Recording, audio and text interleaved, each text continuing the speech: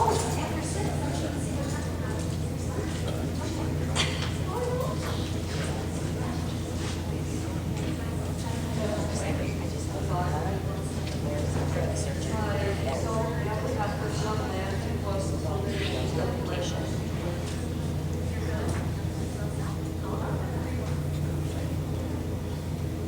evening. I'm Barbara Case. I almost said principal. Wow! I am superintendent here at General Brown, and I actually started here in January. So if you don't recognize my face, that's probably why. I really appreciate that we have so many people joining us on such a busy time of year. We knew the timing in life was not perfect, but this was important information that we wanted to get out to families and to students so that we could better support our students as well as their siblings and community in general. So I'm really appreciative to the Alliance for Better Communities. Pivot in particular has gone out of their way to support us. We have Matt Milkowich that's within the school and is providing support for students, counseling support for students, and he actually was part of our Norms campaign where we shared information with students and tried to show the positive aspect of it. And then Anita and Anne-Marie just welcomed their arms to me and said, yes, we will support you. This is very near and dear to my heart, and I believe if we can have those honest conversations and if we can front load information so that parents are informed, this is really designed to be an information session so that you can make choices as a parent.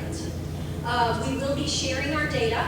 This information was collected from our students from a survey, and they'll talk about that a little bit. It's messages that the kids are telling us. It might not be, this is from Miranda, but instead, this is what 7th graders are telling us. This is what 8th graders are telling us. And so that you can understand the patterns and then plan as your child goes through the grades of how can I address this front on and have open conversations to prevent risky behaviors and bad choices, or at least how to maneuver, how I'm going to get myself out of having to make that bad choice. Whatever it happens to be, we're hoping to focus on the positives and a wellness perspective. So I'm simply going to hand it over to the Alliance for Better Communities, and I just want to express my appreciation for their willingness to help us host this. And this will be the first of a series of events that we'll have into next school year as well. So thank you. And please note, after our CRACE training last week, we should always point out, please check out the exits. There's some in both the back sides as well as other parts of the auditorium as well. So please make sure you note those, and thank you for joining us. Thank you so much.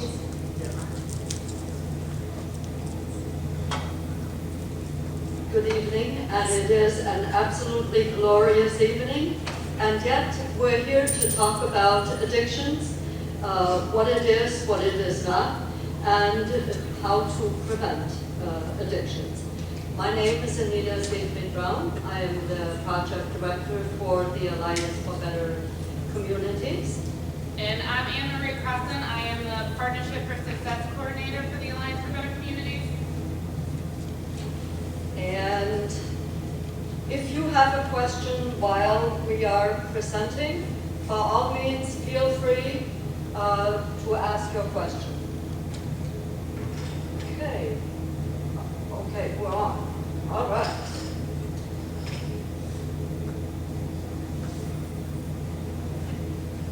So who are we? We are the Alliance for Better Communities, and our mission is to reduce underage drinking and prevent any underage substance use in our community. And our vision is so that we can have a community that is safe and abundant, where everybody's respected and everybody's treated well and given the care that they need, and that we are just practicing the principles of being a good neighbor and a good Samaritan. Our agenda for tonight is quite ambitious. First, we're going to talk about the results of the prevention needs assessment data, which was conducted in November 2017 with 559 students between grade 7th through 12th participating. We will move on to what is addiction, how is the brain compromised by addiction. We will talk about the impact of addiction on the teenage brain specifically. We're going to touch on marijuana because marijuana legalization is one of the blazing hot topics right now, and we ought to go into that arena fully informed, not just with a feeling, but what does the data tell us. Then we will discuss youth prescription drug use, and when we say youth prescription drug use, we mean prescription drug use that was not prescribed to them by a doctor. Then really, how did we get to the place of an opiate epidemic? What does an opiate overdose look like? What to look for and how to get help, and what resources are available. So, two truths and two lies. The brain processes heroin and prescription opioids differently. More people die from opioid overdoses than they do from car crashes. Marijuana is a well-researched substance, and some opioids come from the poppy plant and occur naturally. So what are the truths in that, and what are the lies? It's all true. Not necessarily. Well, there's synthetic opioids and Come natural. on, Tanya, I know you can talk louder. I said there's synthetic opioids and there's natural that come from the poppy. Okay, so that is a truth. Some opiates come from the poppy plant and occur naturally. Okay? One more truth, come on, folks. Number one, true, I don't know. The brain processes heroin and prescription opiates differently. False. That's false. That was false. That is definitely a falsehood. So surprisingly, what nobody said, well, it's not surprising to us, but marijuana is not a well-researched substance. The reason for that being is that it's scheduled. It's still a Schedule I drug, so that we can't really study it, we can't really contain it and figure out what strains of marijuana, what potency does what, because it's all over the place. So that is the other lie. And then the other truth is more people do die from overdoses than they do in car crashes. Unfortunately, SAMHSA, which is the Substance Abuse and Mental Health Services Administration, indicates that daily 174 people die of opiate overdoses across the country. 174 people every day. So as you can see, this is the survey participants year to year. So the difference between 2014 and 2015 was the fact that in 2014 we only surveyed grades 8, 10, 12. But because of the Partnership for Success grant, we had to survey 7 through 12 and survey for consecutive years. So we will be surveying again this fall. You guys had great participation with 559 students. And that's the 4th largest out of the whole county's 11 districts.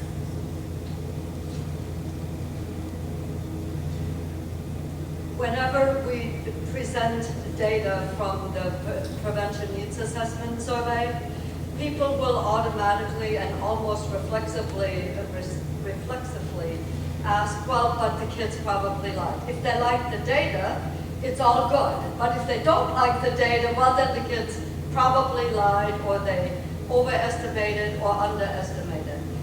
Well, the survey instrument that we're using has 5 internal controls that will flag any survey that is incongruent and will remove it from the analysis.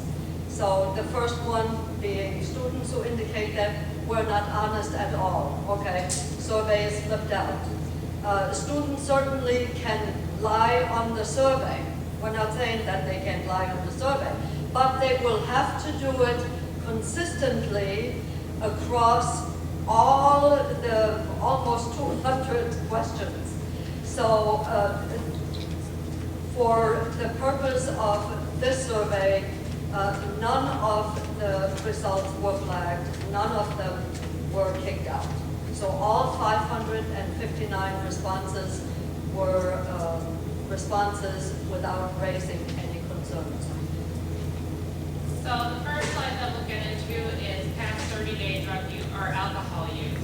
So as you can see from 2014 to now, that most grades have either leveled out or there have been slight increases with the exception of ninth grade. So ninth grade was a 93.1% increase with 30 kids who took the survey report drinking within the past 30 days.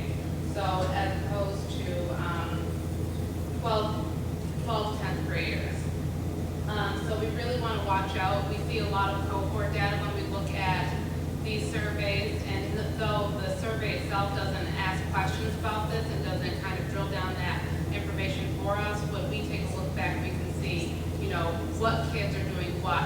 So it's important to take that information, look at it, and see what the kids either before or after got in terms of prevention education that kept them protected as versus the kids who are saying they're drinking at higher amounts this year and that year.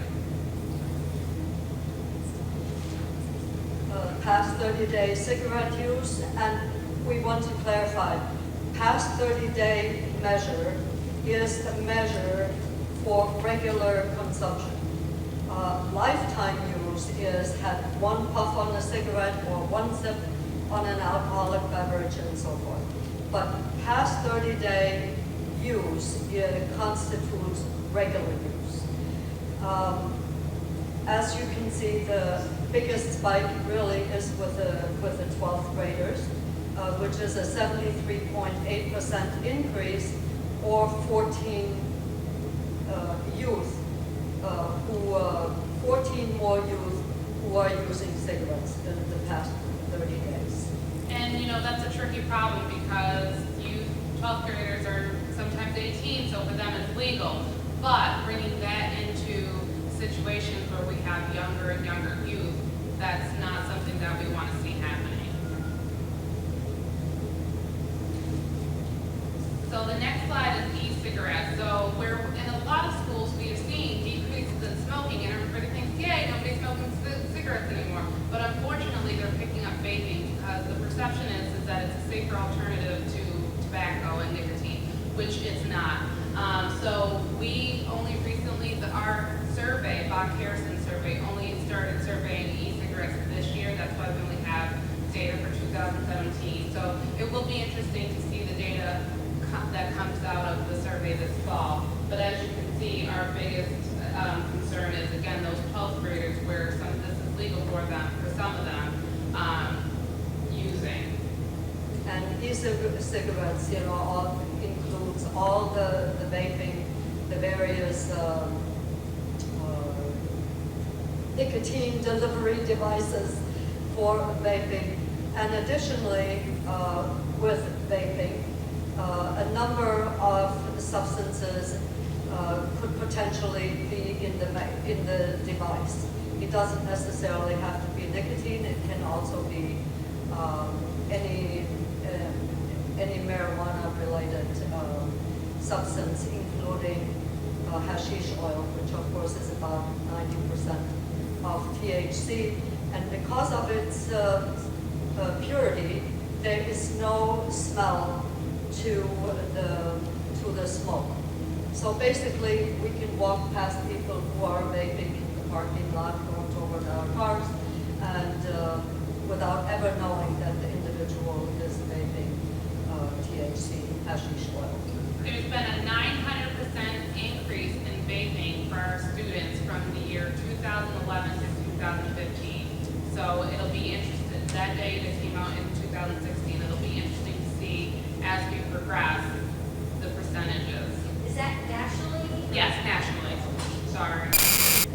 And I just want to point out as well that when the vaping devices first came onto the market, they really were sold as a much healthier alternative to cigarette smoke. which we now know it simply is not. It is not factual that vaping is less destructive to the lungs than cigarette smoke.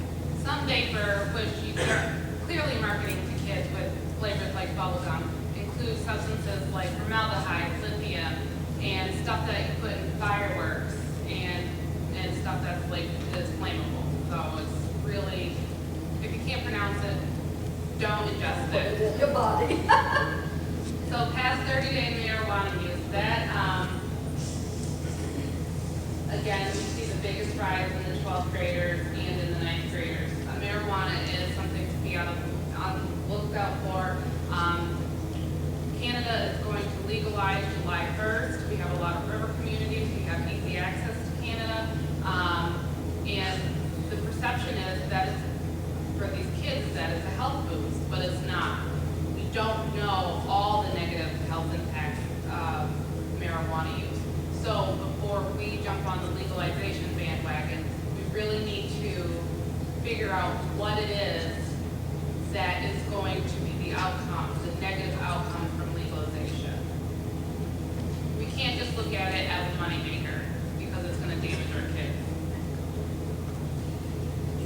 The next slide gives us information about binge drinking. And binge drinking, for the purpose of the prevention needs assessment, is drinking more than 5 drinks within a 2-hour time frame for a male, or 4 drinks for a female within a 2-hour time frame. That is considered hard, aggressive, and very dangerous drinking.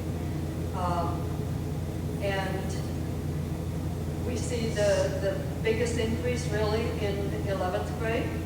And because the numbers of students who participated in the survey are so small, we wanted to break it out in how many kids does that represent.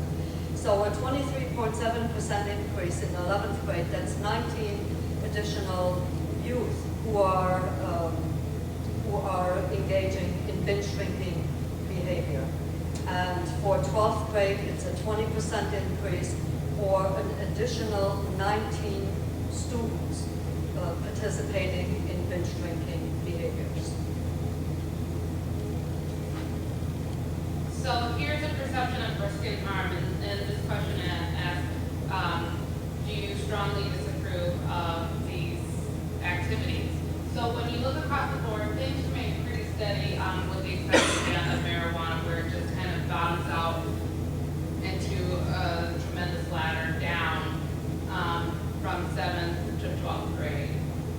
And the reason we put the red line at the 50% mark is because perception of risk and harm, we would like to have those numbers as close to 100 as absolutely possible.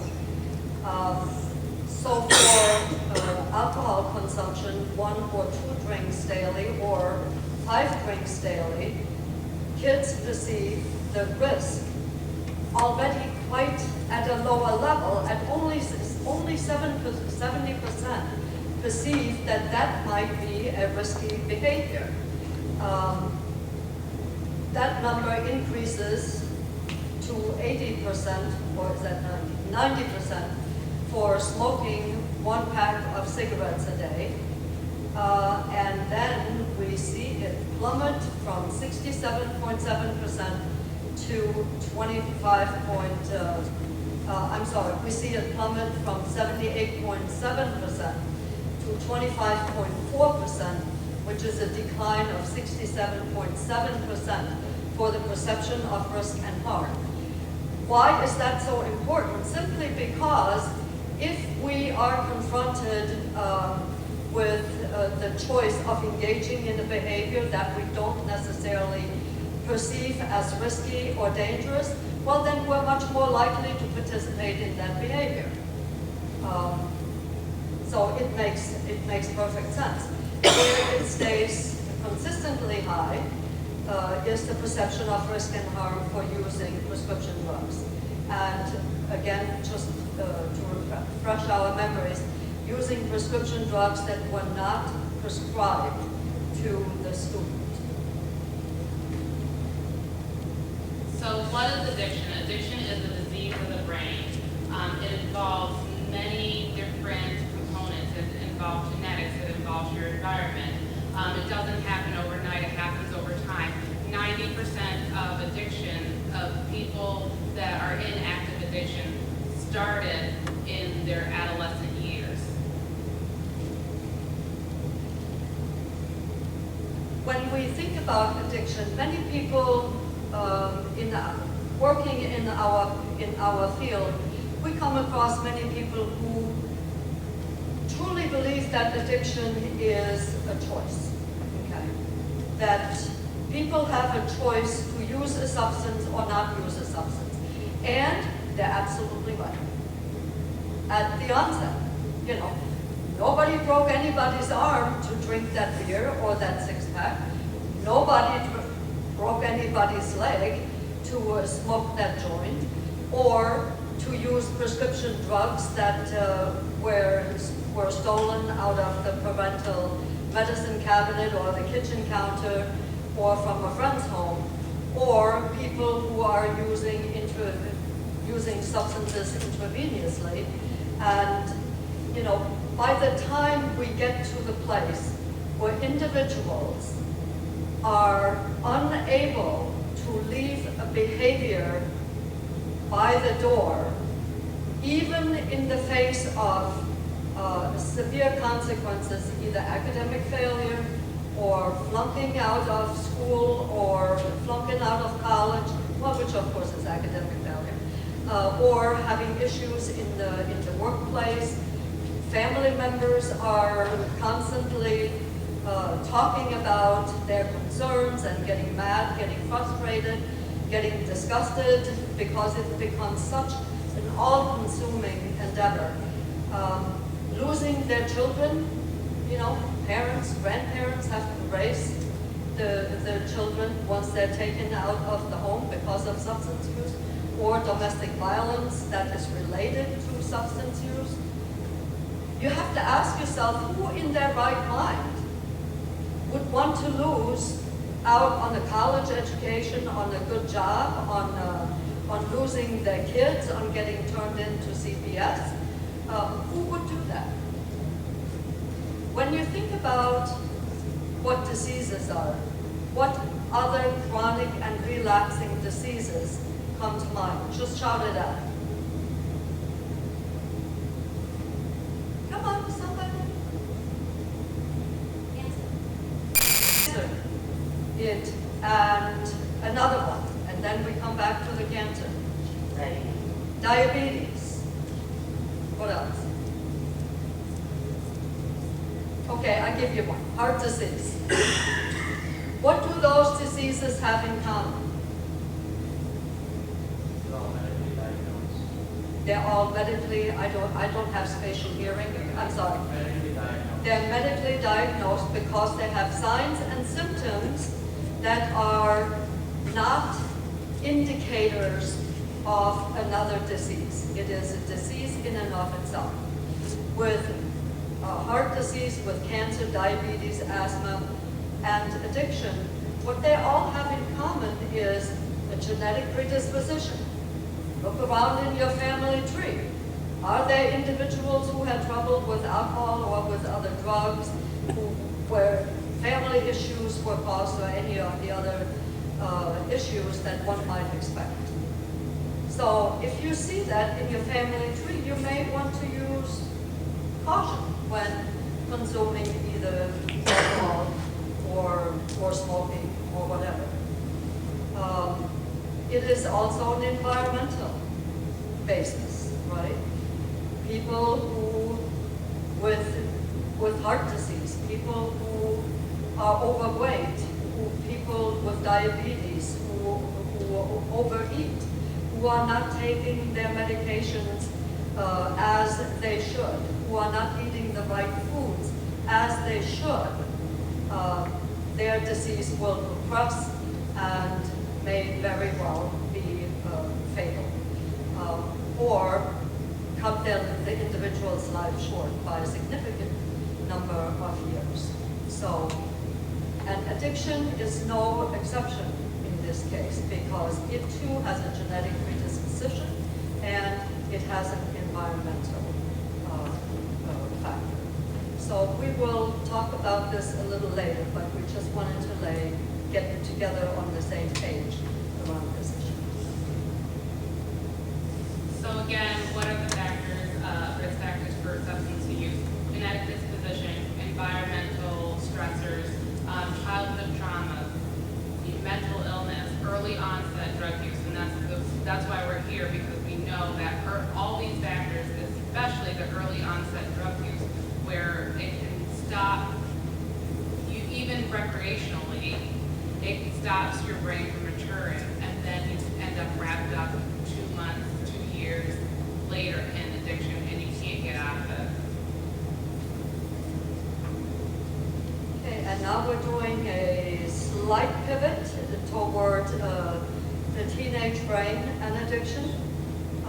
And as Anne-Marie already indicated, the teenage brain, our brains, are not fully developed until we're about 23 for females, about 25 for males. Okay? So that means that our impulse control is completely underdeveloped. You know, as adults, when we're confronted with a situation, we say, why? And youth will say, why not? Okay? I mean, anybody ever heard of that one? Why not? Let's give it a try. Early use is again, like Anne-Marie already said, is a huge risk factor for developing addictions at a very, very early age. So what if I try it once? What will possibly happen? Well, addiction is often also caused because of the potency of the drug. Okay, so for those who are a little older and growing up maybe in the 70s and 80s, if you were smoking marijuana, it probably was more of the skunk weed variety, you know, maybe 3%, 4%, 5% THC. Fast forward, and now the THC levels are, you know, 30, 40, 50%. Hashish oils in the 90%. It is not just, well, smoking weed, it's a natural thing. Well, yes, so is cow manure, that's also natural. But, you know, it still has psychoactive ingredients which will absolutely be able to change the brain functions and change the brain functions permanently. And young people don't think about the risk of mixing drugs. So they're at a party, they dump all these pills into a bowl, they take a couple and they take them. They don't know what it's going to do to them. They're drinking alcohol, they're smoking marijuana. Young people don't know that smoking marijuana reduces your gag reflex. They sometimes know that drinking alcohol makes you need to throw up. What happens when you can't throw up? You know, so they don't understand the risk factors, the extreme risk factors that even one-time use at a party or at some other unsupervised venue has for them. And this slide just shows the maturation of our brain from 5 to 20 years old. The blue represents the maturing brain areas. And if you look at this slide, you can't really see it, but there are parts of the 20-year-old brain that are still slightly red. So they're not done yet maturing. So it's really important that we start teaching these kids, hey, I'm 18, I'm an adult. Yeah, maybe legally, but developmentally, you're not yet. And what's also important to point out, the brain matures from the back to the front. You know, in the back are all the structures that keep us alive, you know, that tell us to breathe, that tell us to eat, that tell us to procreate, and so forth. As we mature and the prefrontal cortex, the newest structure of our brain is where all the executive functioning occurs, all the heavy-duty decision-making, you know, weighing risks and consequences, you know, and as well as like almost thinking in the way of playing chess. If I do X, what will occur or what might occur, not just one step ahead, but 2 steps, 3 steps, 4 steps. You know, that long-range planning and long-range thinking perspective is severely impacted by drug use and particularly compromises the development of the most sensitive areas in teenagers who are using substances. So the development of the disorder, so not all substance use transitions to problematic use. You're not gonna, for everybody, you're not gonna take a sip of wine and boom, you're addicted to alcohol. There are stages and phases of it. So it comes from complex interactions between, again, like you said before, your brain, your environment, your genetic components, and other risk factors such as age, weight, all that stuff. Factors, again, that increase the likelihood of addiction are your age, are your environment, your childhood traumas. Was there conflict in the home? Did you have somebody incarcerated? Did you have somebody who used the substances while they were in your home? So domestic violence, again, that toxic stress and that continuous trauma of I don't know what's happening next as a child. Children are not that great at predicting the future, at the long-term critical thinking. So if they don't feel secure, that continual stress is going to impact their brain development. And if they don't have the appropriate coping skills in place, then they're going to start looking for something to turn to kind of shut down. And we don't want that to be substances. In 2017, we conducted the youth medicine survey, and 552 students returned a completed survey.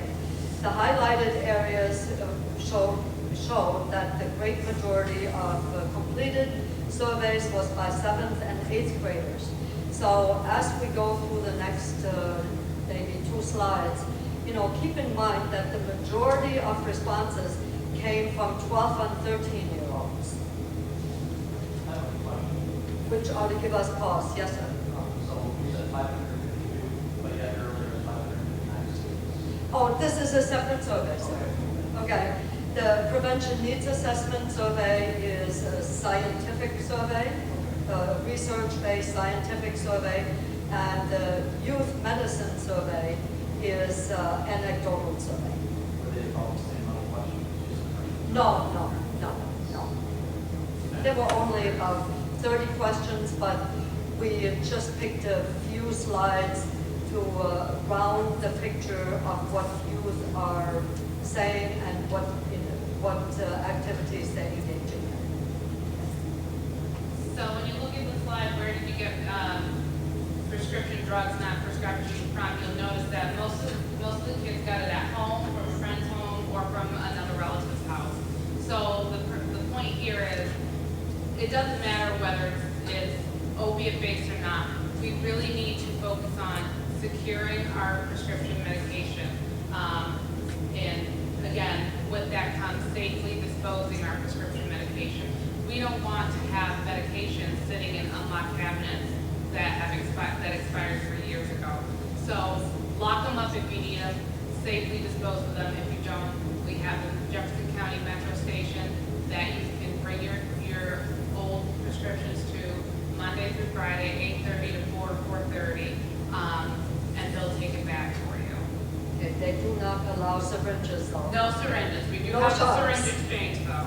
And we had worked early on, the coalition worked very hard with the Sheriff's Department as well as DENC, the Development Authority of the North Country, because the Sheriff's Department indicated, well, you know, if we're going to have a disposal box at our station, then how do we get it to the only DEA-approved incinerator, which is located in Oswego? Enter the Development Authority of the North Country, who thought it important enough to free up about $3,300 a year for the Sheriff's Department to transport medications to Oswego, to the incinerator. Why? Because the tank is very protective of our water supply and the safety of the landfills. Any kind of medications, whether they're prescriptions or over the counter, whatever they may be, once they degrade, they have a propensity to leach into the groundwater and eventually may very well affect our drinking water.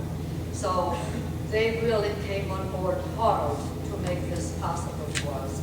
However, if you do have prescription medications and you need to get them out of the house, you can also go to Kinney Drugs. Just give them a call.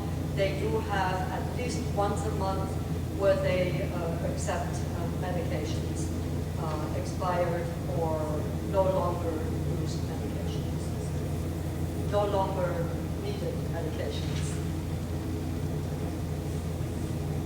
If you ever gave prescription medication to a friend, what was the reason? So a lot of kids did say, thankfully, that they never gave prescription medication to a friend, but they are indicating those who do, a friend who has pain, and then the next one is a friend who wanted to get high. So that's still, 16 kids handing out pills because their friends want to get high. And where are those kids getting the pills from? Because they're not for them, they're from their grandparents, parents, people who actually need this medication. So again, we can't say it enough, safely secure your medication. Simultaneously, when we did the youth medicine survey, we also ran the adult medicine survey. And the questions mirrored each other. And we wanted to know, short explanation. The answers to this particular questions are almost identical to the answers that adults gave. We're very compassionate, apparently, in sharing our medications, including prescription medications, including sleeping medications, and so forth. So early onset substance use associated with greater likelihood of addiction. So as we can see, the younger you start using, the more likely you are to become addicted. So again, we're talking about prevention. First, prevention is the best way to cut this opioid epidemic, because it's not the kids who are experimenting now that are going to be experimenting with prescription opioids that aren't prescribed to them that are going to be addicted and dying from it. It's going to be them when they're 18, 25. So it's affecting everything we do. It's affecting our society. It's affecting how we hire people. It's affecting jobs. It's affecting families.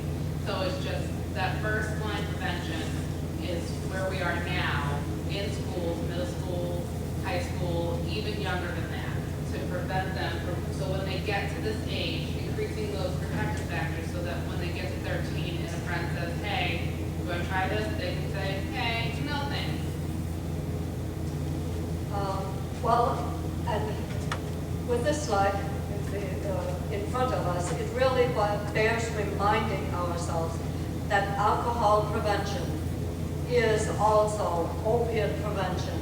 It is heroin prevention. It is marijuana prevention. Because the great majority of young people who are beginning using substances, who are experimenting with substances, alcohol is the #1 substance that young people try out first. So alcohol prevention is everything else prevention. So now we're going to talk about marijuana and the impacts on the brain. So the younger you start using marijuana, the likelier you are to suffer, again, negative health impacts. So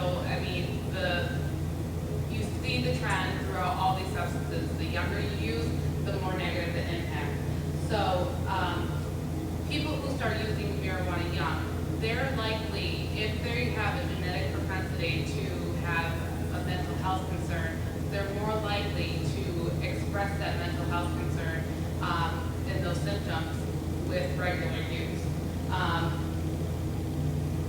Marijuana also lowers your IQ score. So if you start using marijuana when your brain's not fully developed at, let's say, 15 years old, and you're using regularly, by the time you get to college, your IQ points can drop 8 to 10 points.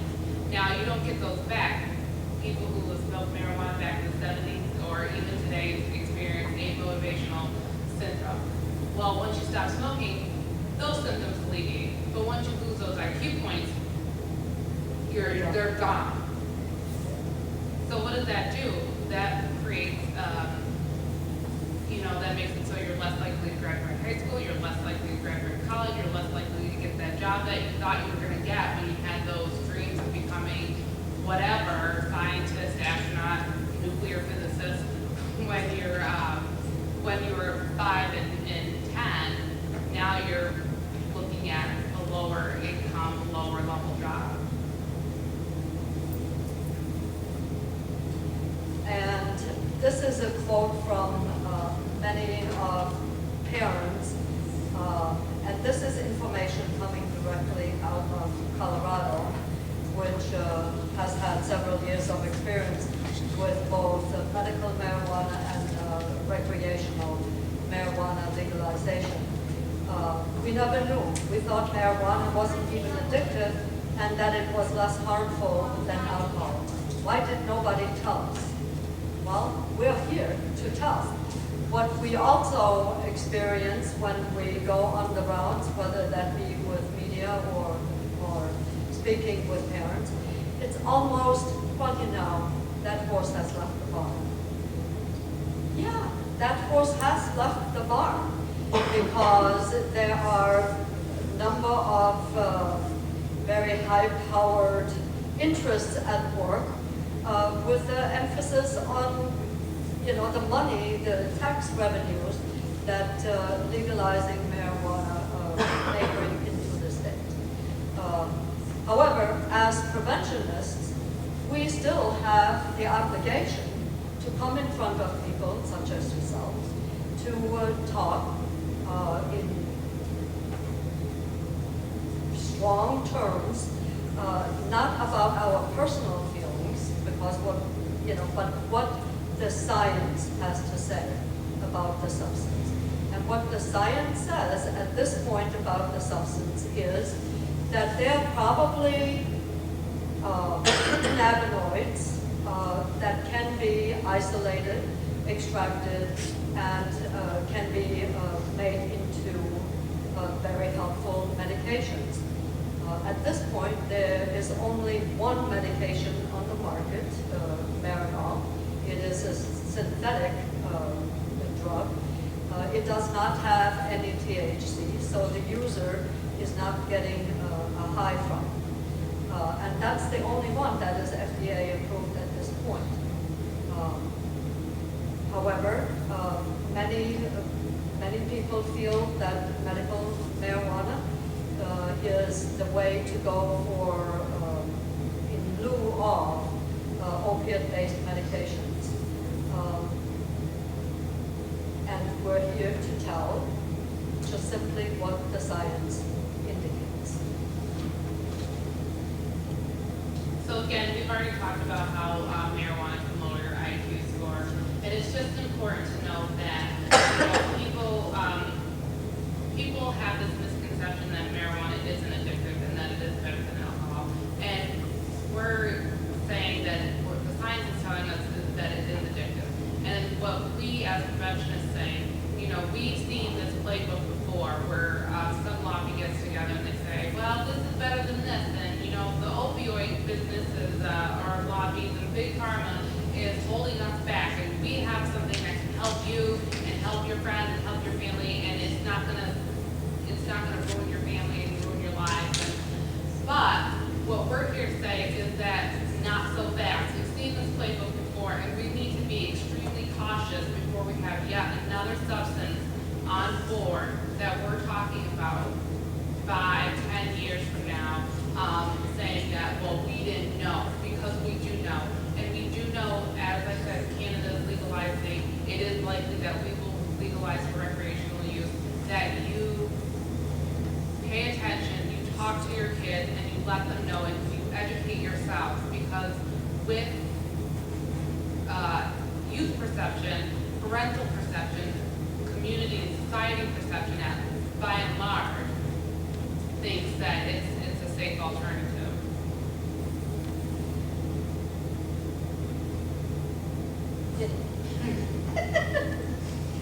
And just to wrap up the marijuana section, use by age of 15, 3.6 times less likely to graduate from high school, or enroll in college, or to get a college degree. And, you know, this is what the research bears out. I mean, we could go on all day and all night about the risk of marijuana use, but the point is, again, like I said, it's diminishing our society as a workforce, and it's hurting everybody. So just make sure you educate your kids on it.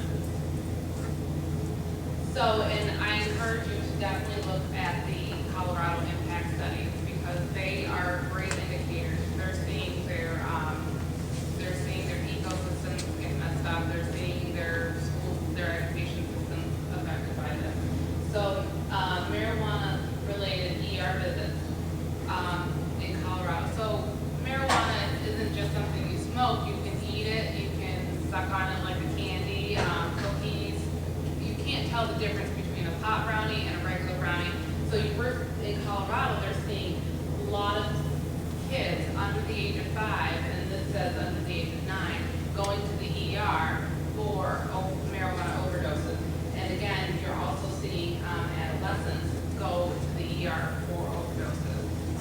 And just a side note, the population for older people has skyrocketed in Colorado as well, going to the emergency room for overdoses, because they're thinking that it's the same potency that it was 30, 40 years ago, not understanding that it's so much more potent, 10 times more potent in some cases than it was back then.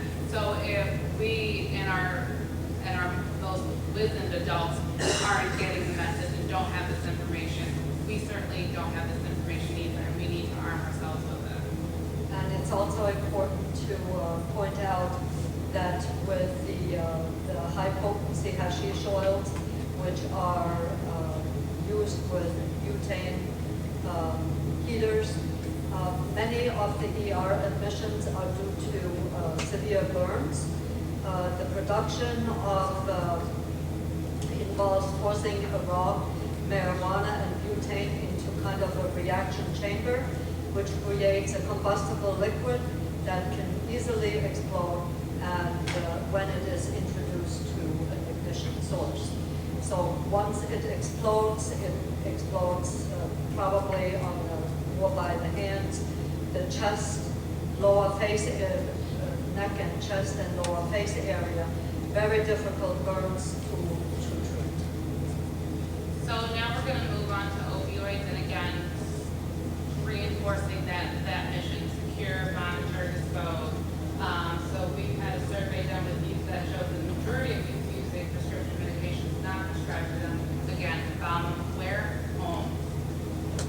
And under securing, and monitoring, secured in a safe place, monitor it. If it is a highly impactful medication, opiate-based and narcotic-based medication, by all means, count the pills and then dispose of them properly. So secure, monitor, and dispose is one of the mantras. Use and abuse of opioids. So opioids are, Percocet, Perc 30, Blue Babies, oxycodone, Vicodin, fentanyl, heroin. You see pain medications that are used, and then you also see the synthetic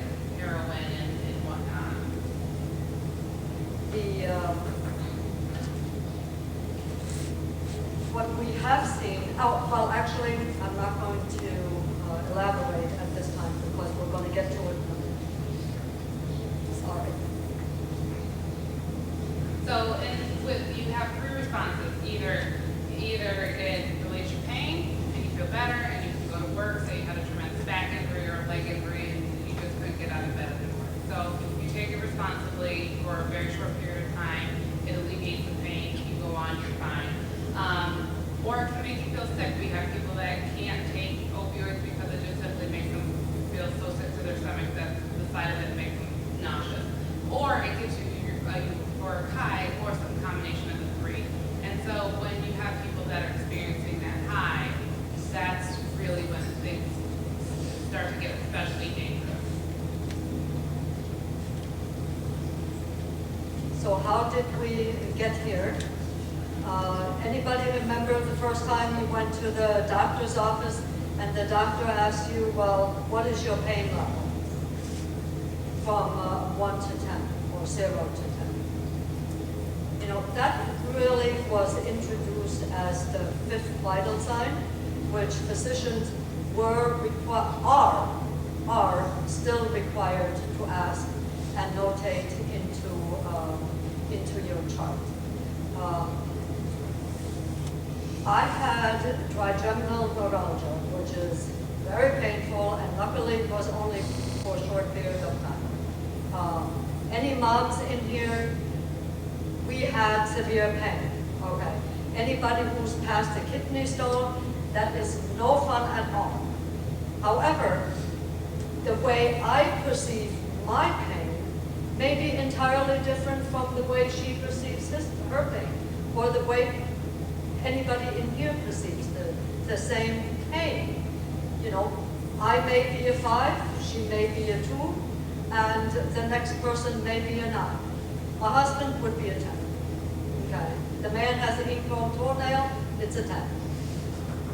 That was absolutely, that subjectivity of what the pain level might be was used by the pharmaceutical companies, particularly with Purdue, who is the maker of OxyContin, and who introduced OxyContin into the medical establishment in the 90s. So here in this slide, you can see the total number of opioid prescriptions from 91 to 2010, and you can see that they have just skyrocketed. The blue line on the bottom are the number of opiate prescriptions, and the light blue bar graphs are the number of opiate prescriptions. The orange or red line is hydrocodone, and the blue line is OxyContin. And as we can see in the next slide, So from 1980 to 2006, New York just simply shot up. So,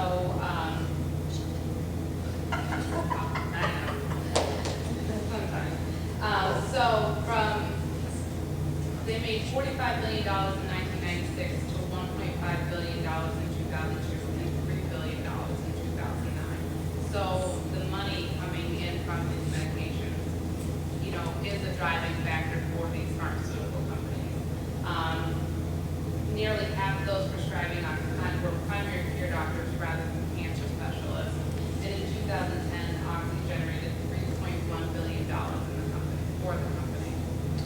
and when these pharmaceuticals first came onto the market, Purdue really priced this product as almost addiction-proof, okay? Their marketing was so misleading that in 2007, they were sued in federal court for misbranding this particular drug with the intent to defraud and mislead the public, and had to pay $635 million in penalty. They did acknowledge that their promotional materials contained misleading and inaccurate data, okay, and that its sales force made the claims unsupported by science that falsely downplayed the addiction risks. This is what Purdue had to admit in open court in 2007.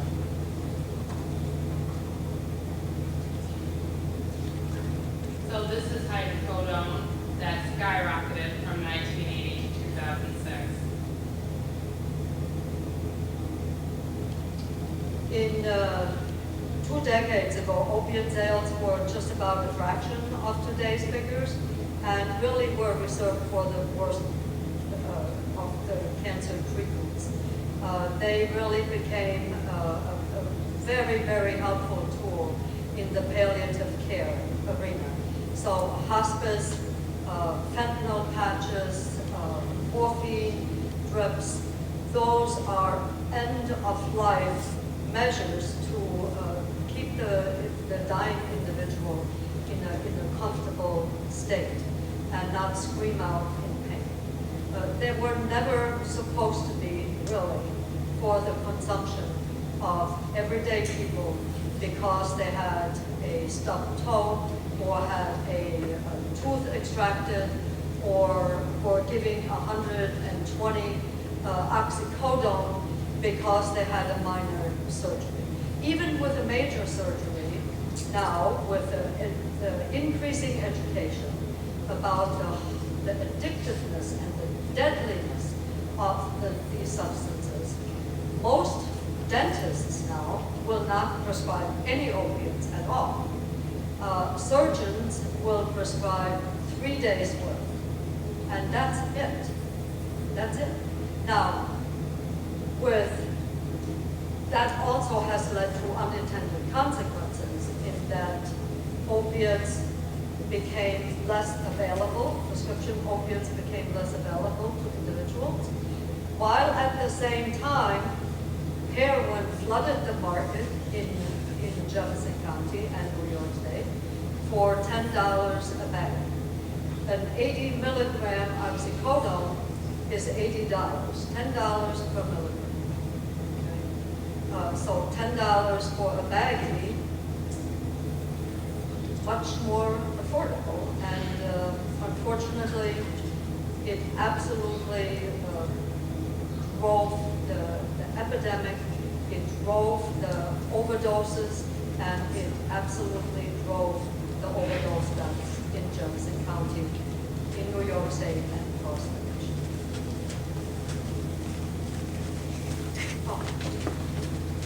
This is what that looked like in 1999, and we cut out 5 or 6 different slides. And this is what it looked like 10 years later, in 2009. The pharmaceutical industry has been absolutely, totally successful in marketing deadly drugs to us, which is the reason why many counties, many states are suing are suing the pharmaceutical companies because they, with intent,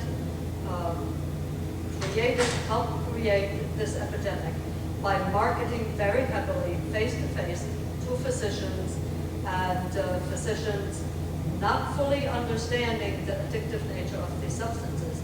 And here we are in 2018, and we have 174 people die nationally every single day. So this is really an epidemic. It is the leading cause of accidental death. It is the third leading cause behind heart disease and cancer. The United States is 4% of the world's population, yet we use 80% of the drugs. So again, it's really important to understand our place in creating this epidemic and what we can do to stop it.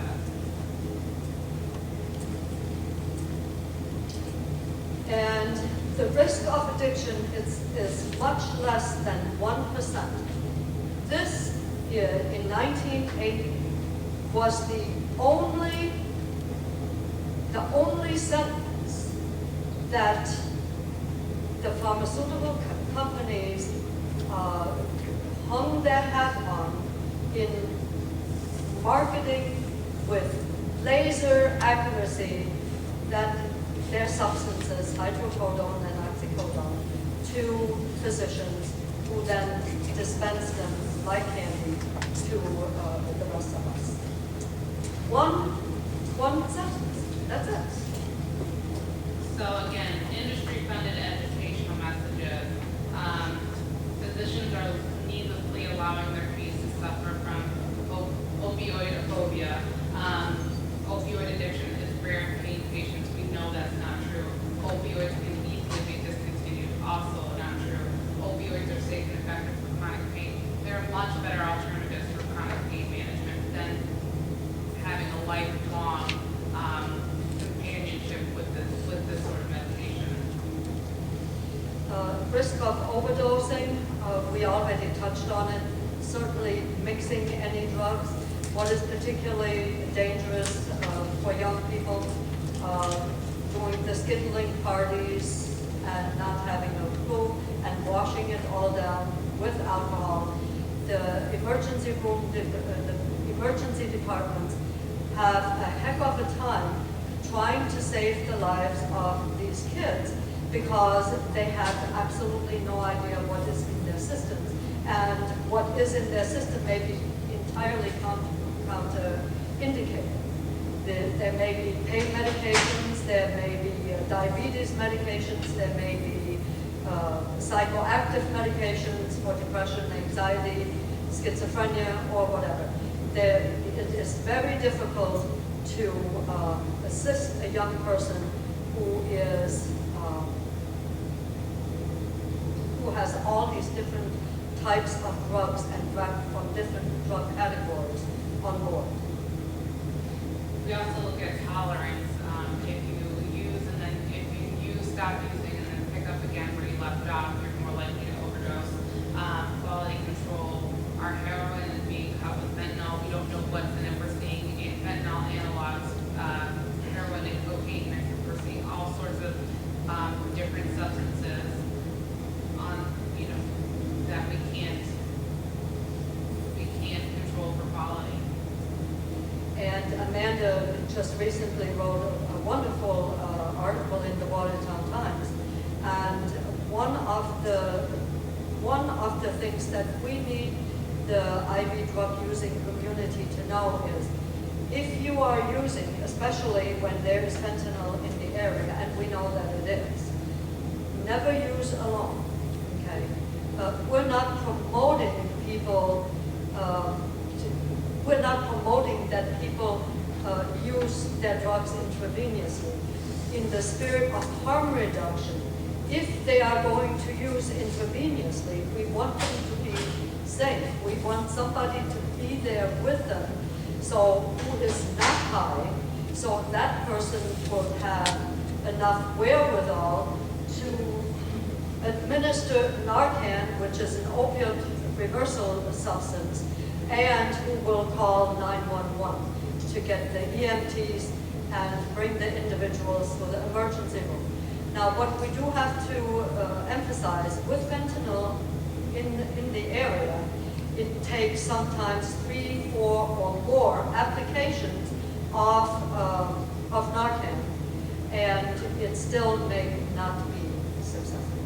And another important note on the Narcan is drilling down the importance of going to the ER, because the person after the Narcan is administered is still at risk of overdosing, depending on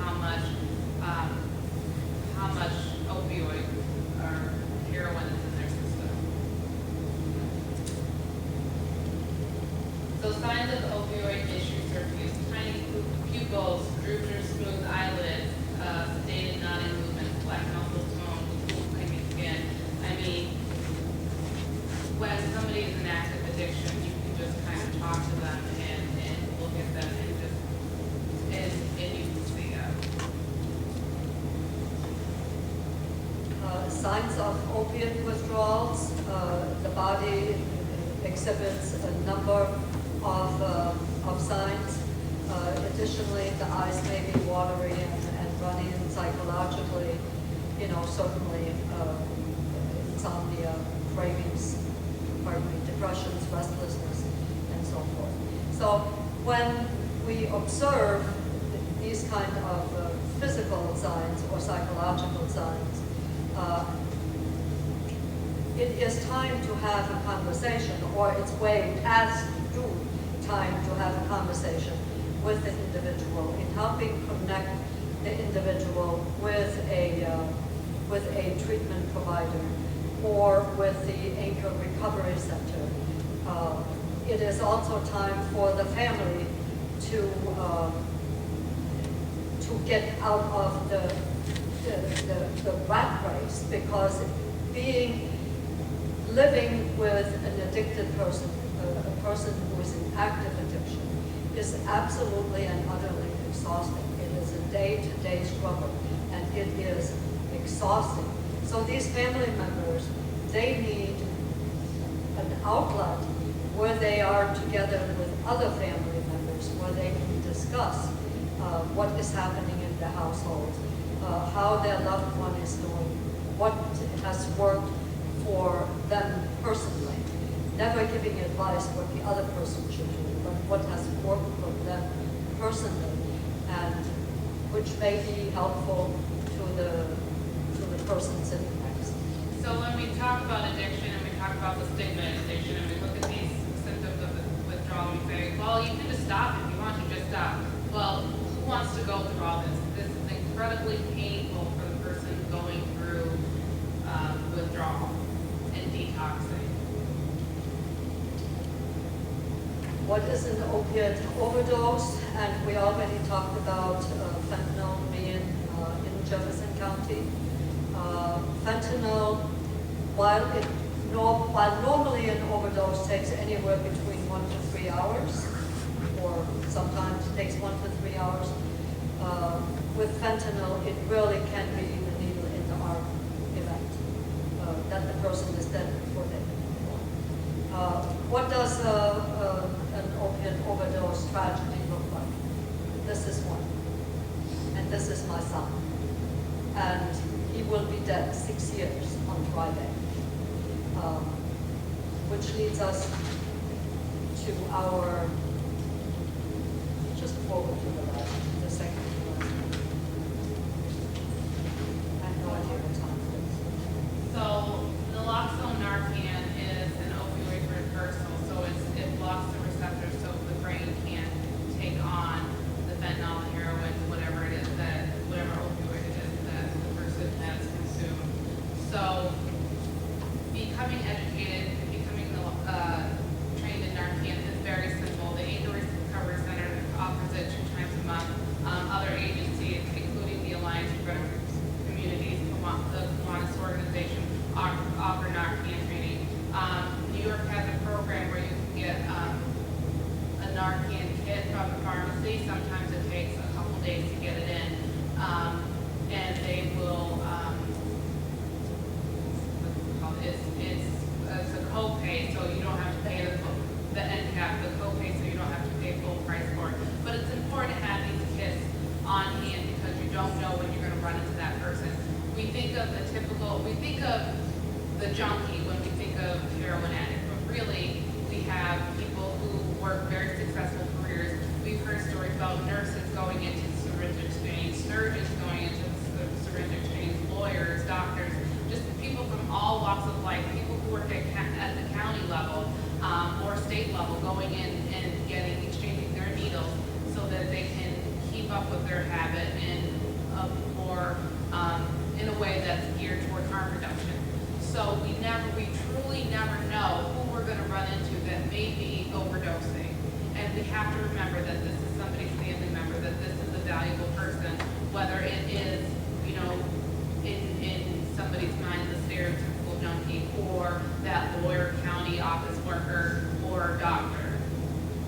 And just one more word, or a few more words on Narcan.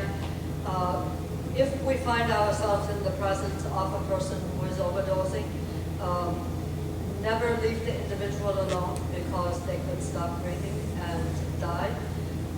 If there is no Narcan kit available, do a very hard sternum rub.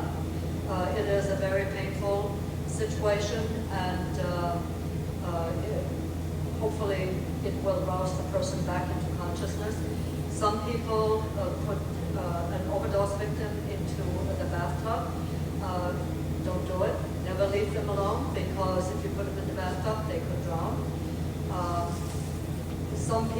induce vomiting with an overdose victim, don't do it because they could choke. Some people give them fluids to drink, don't do it because, again, they could choke. Never stimulate in any other way which could cause harm, like slapping too hard or kicking somebody in the groin, which some people unfortunately do because they are completely panicked because somebody is on the floor. And never inject anybody with anything like milk or salt water. Salt water apparently is one of the myths in that it will reverse an overdose and it won't. So again, controlling the epidemic, prevention. We are the groundwork for prevention. You as parents can, even though they act like they don't listen to you, they do listen. Your opinion matters. Let them know your thoughts and feelings about this issue. Treat people who are already in active addiction and reduce the supply from pill mills, black market, whatever way we can. Including in the own home That's by securing, monitoring, and disposing. And we already touched on the evils of stigma. What our ideas of what your typical drug user looks like, what a typical junkie should look like. Jim, the third one from the left, he is homeless due to mental health issues. And David, the businessman, all the way on the left, he is an intravenous drug user.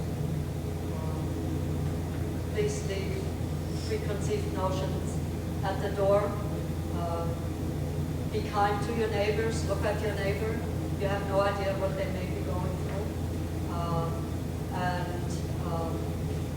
What stigma does, it prevents the user from reaching out in due time to get help because there is so much shame, there is so much guilt, there is so many feelings of being totally worthless that it prevents people from reaching out.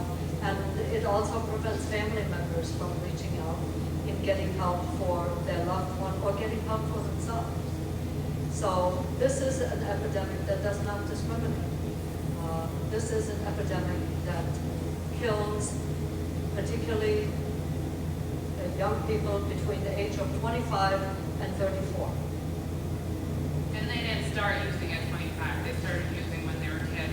And I encourage you that if your kids come to you and they say, hey, look, I've been doing this, we want to open up that dialogue, but we also want to give them the space to share their stories, share what they're going through. We want to respond. We don't want to react. The minute we react negatively, they're going to shut down and you're never going to hear what they have to say. And then they're going to continue on that path. But if you sit them down and you respond and that's your opportunity to help them and steer them off the path, a potentially very destructive path. And this is how you can get in touch with us. If you have a loved one who you think would benefit from services from the Anchor Recovery Center, write it down. Credo, Pivot, Samaritan Health, Behavioral Health, either for mental health treatment or for substance use treatment. Give them a call. Before I forget, I want to mention that the Kiwanis, and we are members of the Kiwanis, we are sponsoring a community Narcan training on June the 5th at 12 o'clock at the Savory Cafe in Watertown. The Savory Cafe is located inside of the Best Western Hotel on Washington Street. Everybody will walk away with a free Narcan kit, and a kit has 2 applications, and you would receive the most newfangled and most up-to-date delivery device, which is just simply 1 squirt in 1 nostril. No putting together, nothing, okay? In the past, it was with needles and you had to move things together. And, people who were in a panic or not used used to using medical devices that were kind of turned off by that. But now we have them in one unit, self-contained units, and please spread the word, June 5th, 12 o'clock, Savory Cafe. Any questions that we can answer? Any suggestions, any concerns, any comments? Will you? And I have just one more statement. Another one of our initiatives is to educate prescribers and providers in our community. And we're not talking about just doctors, we're talking about dentists, urgent care, ER. But veterinarians also. One thing we want to do though, we want to arm ourselves with data that suggests, what people are looking for when they're looking at pain management. So we have a survey that we're conducting throughout the county, and we're also, if you fill out the survey, you can enter to win